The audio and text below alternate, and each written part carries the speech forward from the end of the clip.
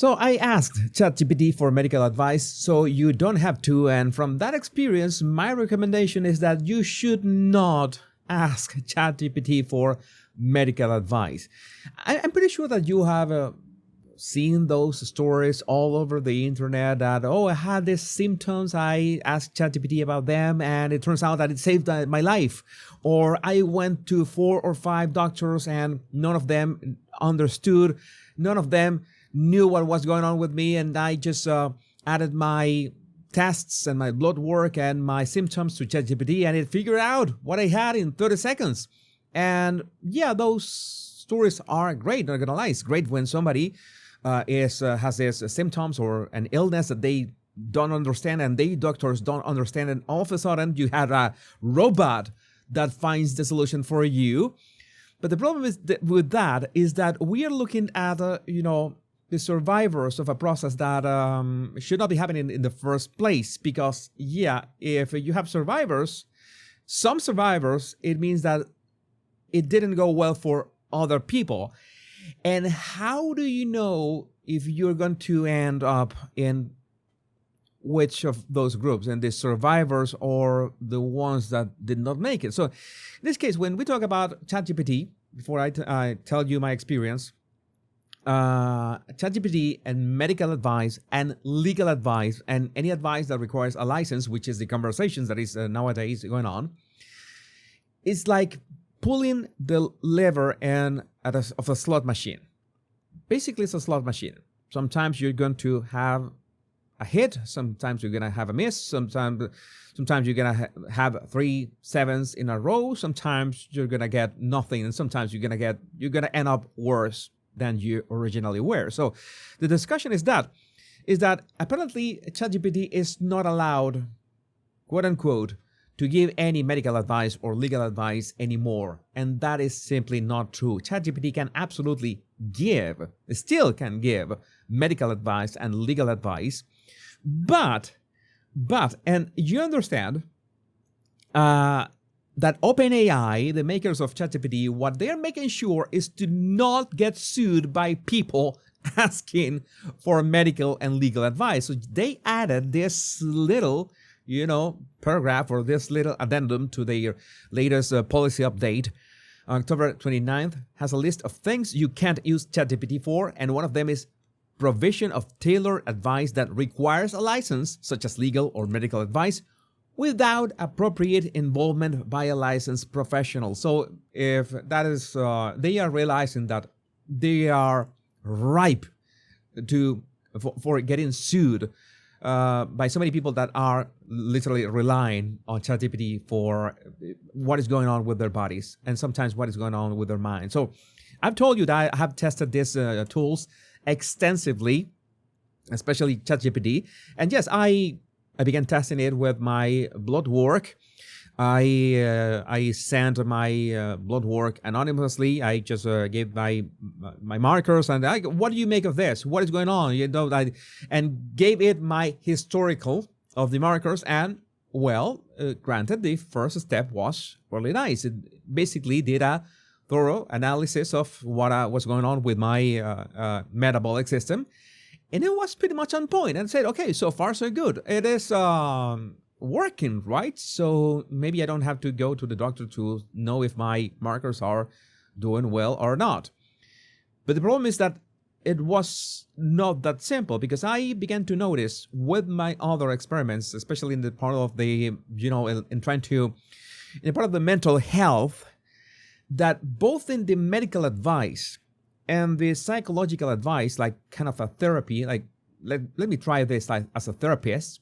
And I'm gonna give you some horror stories as well from other people who share that online. Is that ChatGPT, as any other AI, they will always revert back to the mean, to the standard, to the what is the average of this. So it will give you essentially average advice. I mean, it's amazing in many ways. I tested it with something that was happening with my shoulder, and something that was happening with my wrist. I had this, I essentially had a carpal tunnel syndrome, but I wanted to verify it. I wanted to see if ChatGPT could verify it. And granted, I took a picture of my arm and I just highlighted with on screen where I had this tingling sensation. And I asked ChatGPT with the pictures and the mark areas, okay, I have been the symptoms, and it accurately advised that, I had this carpal tunnel syndrome, and it accurately detected that I had a cervical problem as well. And yeah, I still have a cervical problem that I've been kind of working on it. It was just getting the proper stretching workout. Very simple. But the thing that I noticed with ChatGPT is that I asked it the question more than a couple times. And I noticed that even if the diagnosis was pretty much on point every time, the recommendation was not the same, had variations. And that is what I tell you. That's why it looks like a slot machine, in which you never know if you're going to get the thing right. Because, yeah, sometimes you change the wording, sometimes you change the way you prompt it. Maybe I was very thorough with my prompts, trying to be as explicit as I could with all the wording, with all the photos, with all, this is what has happened to me. And maybe that helped. But it's like in every other area of ChatGPT. If you ask it, okay, write a story about a hero's journey, it can come up with something totally average, but the more specific you are, the better. But how many people are really specific with their symptoms when they are asked ChatGPT for advice? That is a problem for medical advice. We're talking about medical advice. How many people are specific with their symptoms? And how many people double check? Not exactly with other AIs, because you can say, okay, I'm going to go with a Perplexity or with a Grok or something, and try to, if I use 3 AIs, then I go for the advice that it best 2 of our 3. No, that doesn't work either. That doesn't work because it's still playing with a slot machine. Again, there are stories out there of people whose life have been saved. They are alive thanks to ChatGPT diagnosis. But are you willing to take that risk? Are you willing to take that bet on yourself? Because ultimately you are the one who are responsible of that, not OpenAI. And OpenAI is making sure that they are not responsible of it. I have some examples in here I wanted to share with you. I think it was one of them. I had a patient who self-managed chest tightness. I felt a tightness on his chest, and ChatGPT said it was like acid reflux, which could be. You have that acid reflux, and it feels like a chest pain. And if you are not very specific about what you're feeling, and if you're just asking lazily an AI, then you're going to get lazy answers. And well, the guy was having an actual heart attack, and it's great that he went to the hospital and he could be treated on time, because if not, well, he wouldn't be telling the story. Again, the problem is the way that people, not only the way people prompt, but the way these tools work.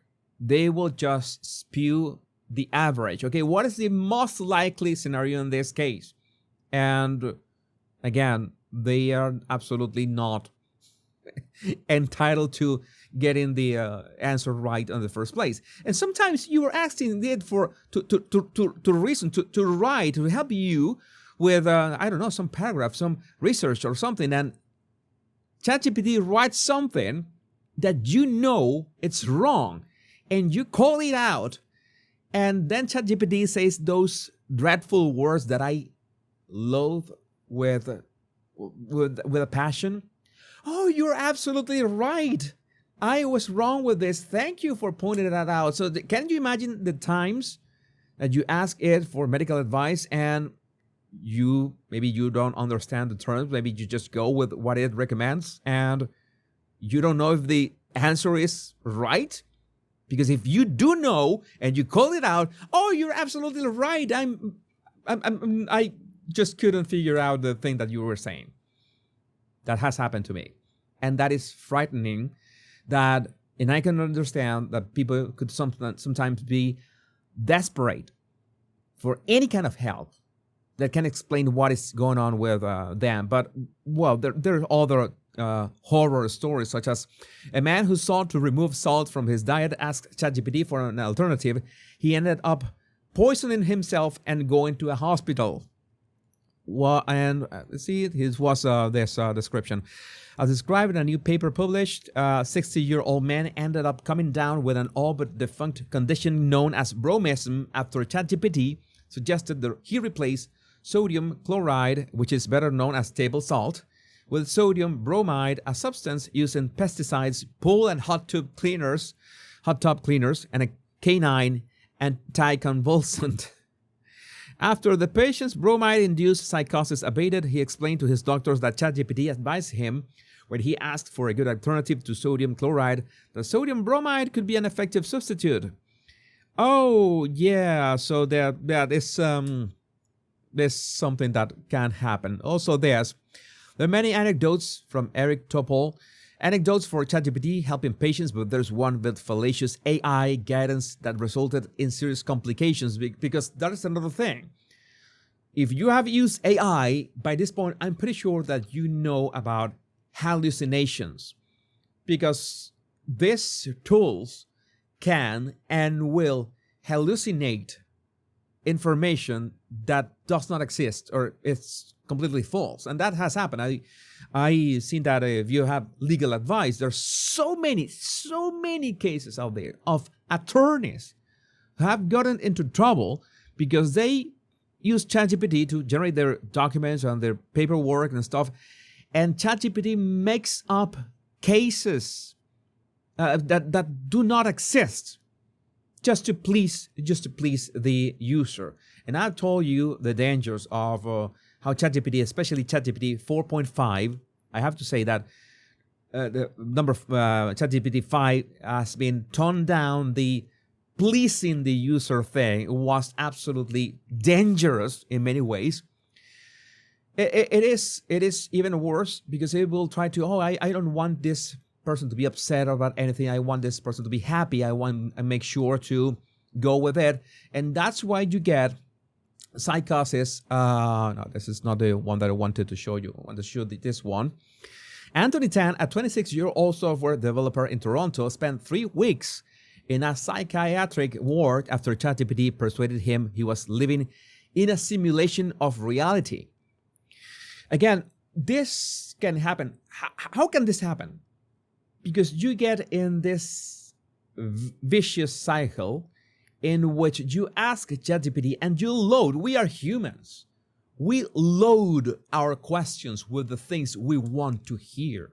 That is natural. We need pushback. That is the actual value of an actual therapist, right? And an actual introspection. You have to be, honest with yourself.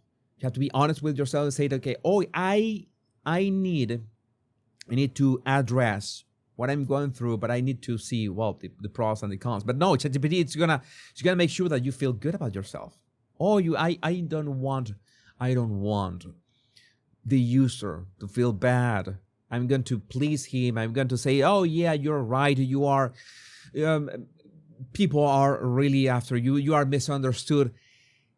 And in that cycle, if somebody has a mental health condition, if something has a beginning of a psychotic condition, it's just going to snowball into something worse, which you simply cannot predict because the person is not going to be able to realize it. So that's what I'm telling you. That's, my experience with medical advice from ChatGPT. Not the best idea. I really don't use ChatGPT that much these days. But this is my suggestion. Do not ask ChatGPT for medical advice. And if you do, you know the risks. But let me know what you think about this in the comments. My name is Jesus Enrique Rosas. I'm the Body Language Guy. Much love and bliss.